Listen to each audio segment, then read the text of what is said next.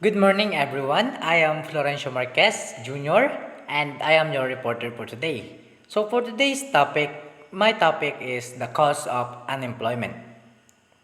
So, at the end of the discussion, the learners are expected to identify the different causes of unemployment, distinguish how unemployment affects individual or the macroeconomic effects, explain how unemployment negatively affects the whole economy of the country or microeconomic effects, and lastly, describe the current situation of the country when it comes to unemployment and its cause.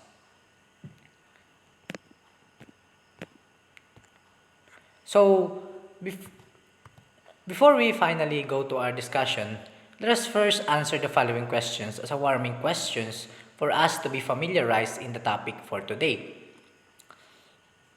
So, the first question is, how was your parent employment status? Are they employed or unemployed?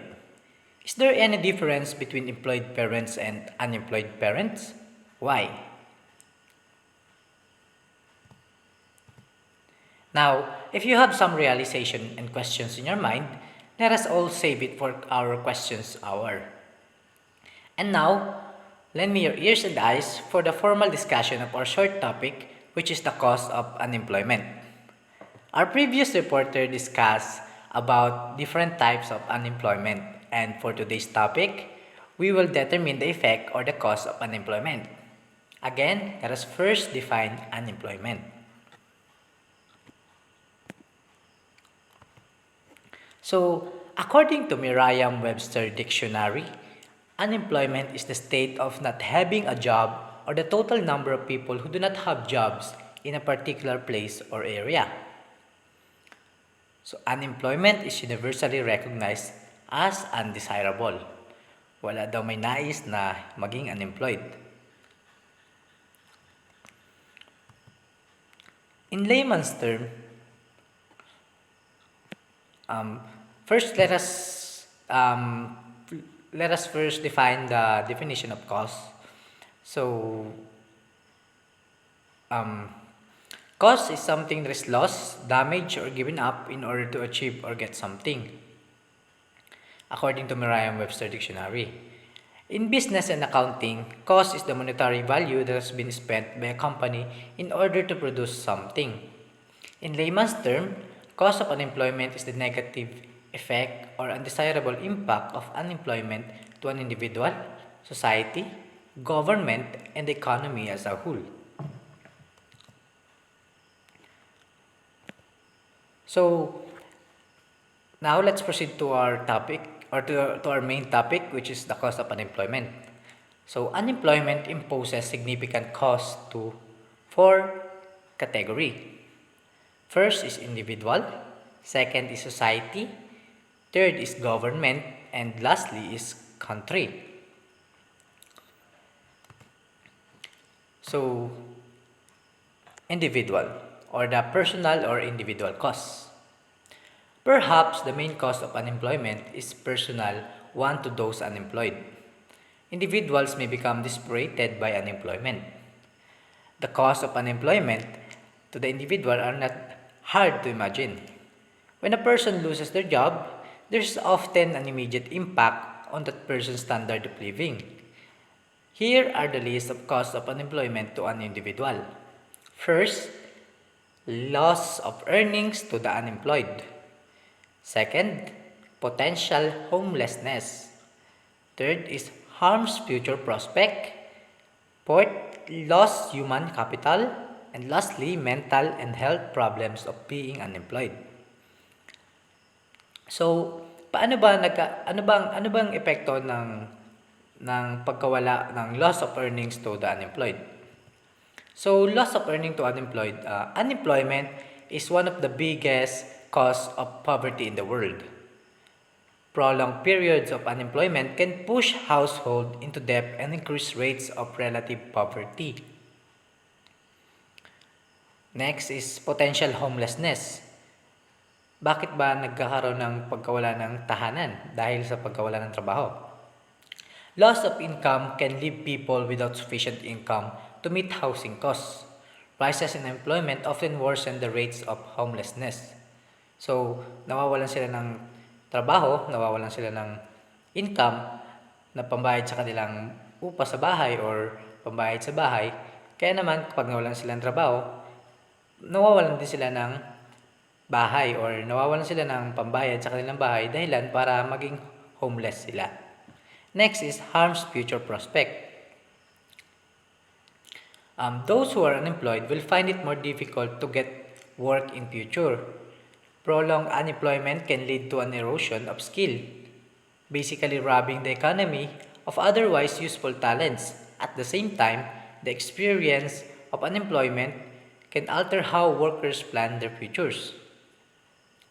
On a similar note, the absence of income created by unemployment can force families to deny educational opportunities to their children and deprive the economy of those future skills. So, naaapektuhan din ng unemployment ang ating future. Next is lost human capital. If people are out of work, they miss out on the job training. This is a vital component of human capital and labor skills.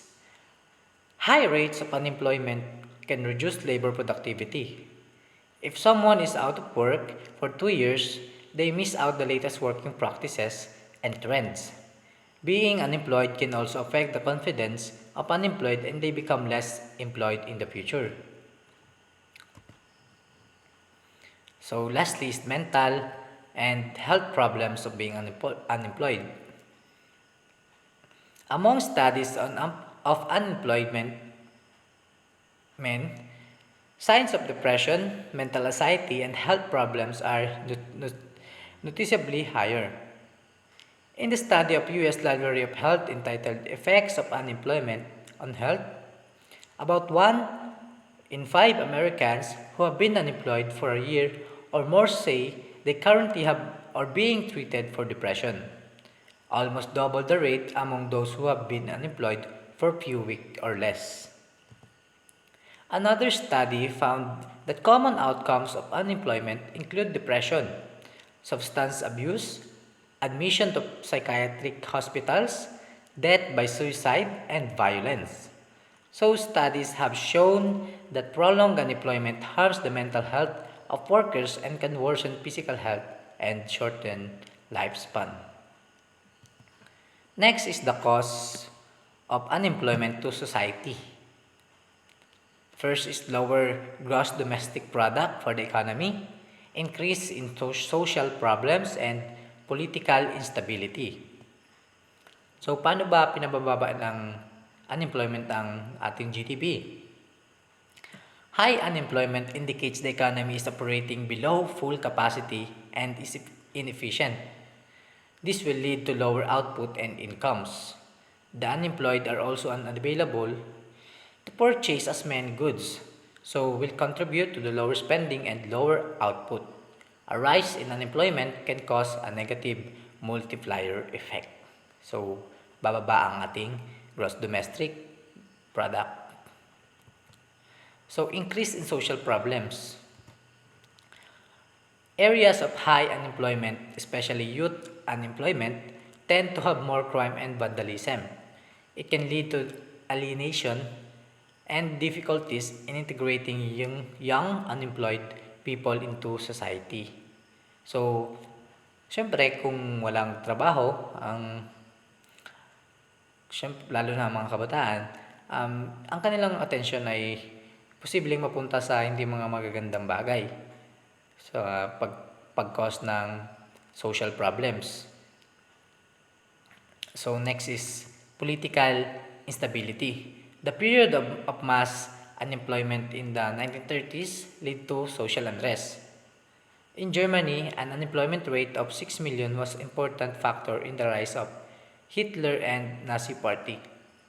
So, yung pagkakawala daw ng trabaho ng karamihan ay nagkakos din ng political instability. Siyempre, kadalasan, lalo na sa ating bansa, kapag marami na walang trabaho at maraming naghihirap, kadalasan sinisisi natin yan sa ating government. At doon nagra-rise yung konsepto na magrevolusyon magrevolusyon sa gobyerno.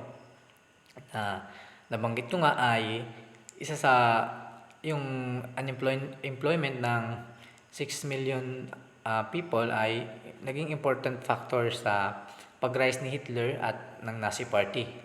So, yun ay kinakos din ng unemployment.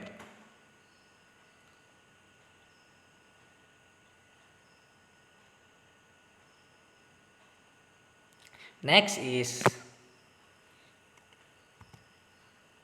cause of unemployment to government. Increased government borrowing, loss of tax revenue, lower VAT, increased government expenditure. So, increased government borrowing.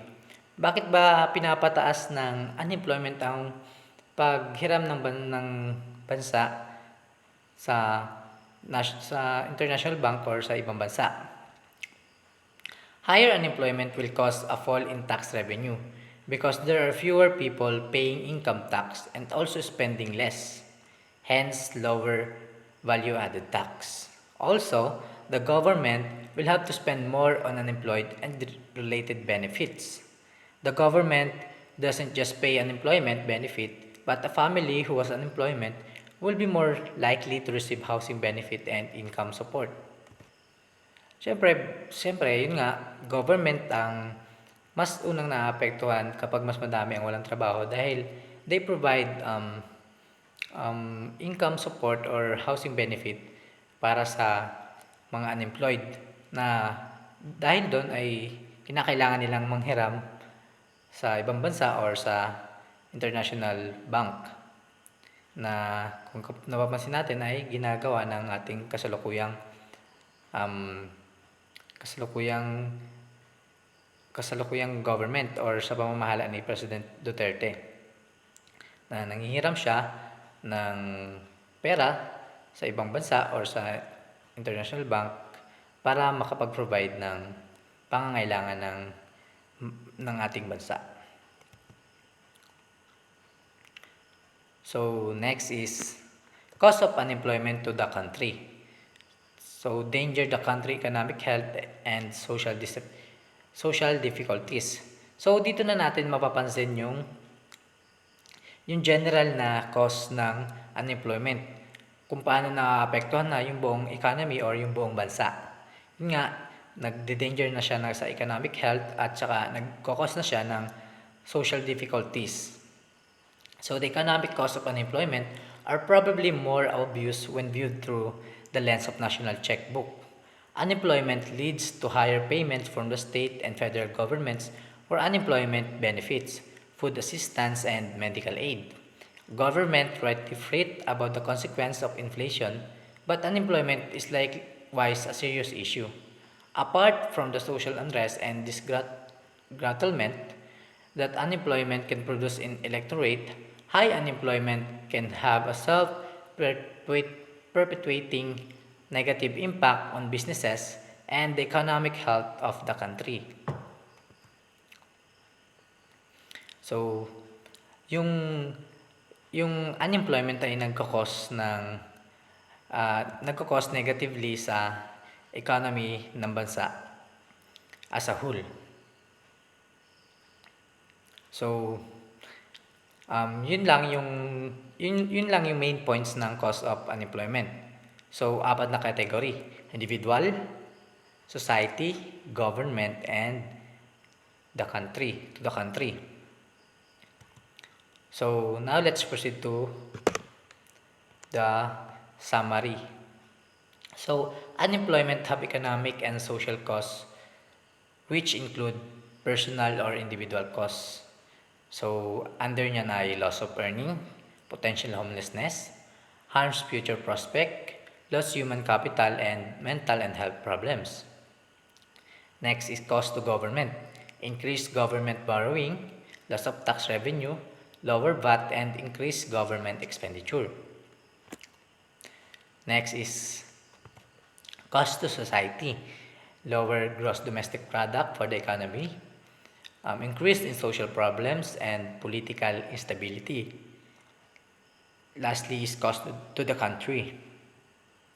Endanger the country economic health and produce social difficulties.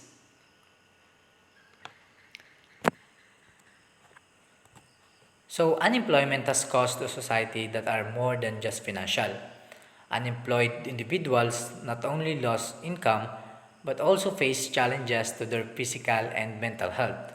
Societal costs of high employment includes higher crime and a reduced rate of volunteerism. Governmental costs go beyond the payments of benefits for the loss of production of workers, which reduce the gross domestic product. Worse still, some of the pernicious effects of unemployment are both subtle and very long lasting. Consumer and businesses' confidence are key to economic recoveries, and workers must feel confident in their future to invest in the developing skills and building the savings that the economy needs to grow in the future. The costs of unemployment go far beyond the accumulated sums handed out as unemployment insurance benefit. So yun yung buong um, konsepto ng aking report ng cost ng unemployment na nagpo-focus lang sa apat na categories ng cost to individual, cost to government, society, and to the country.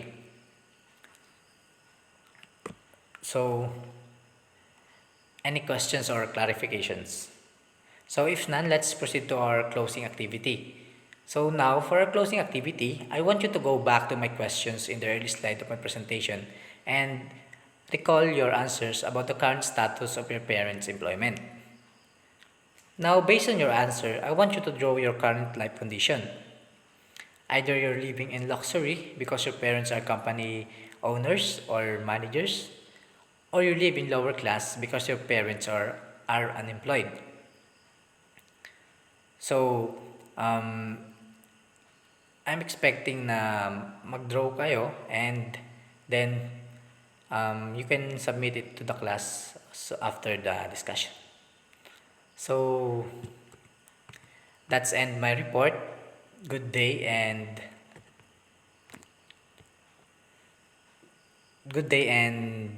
thank you for listening.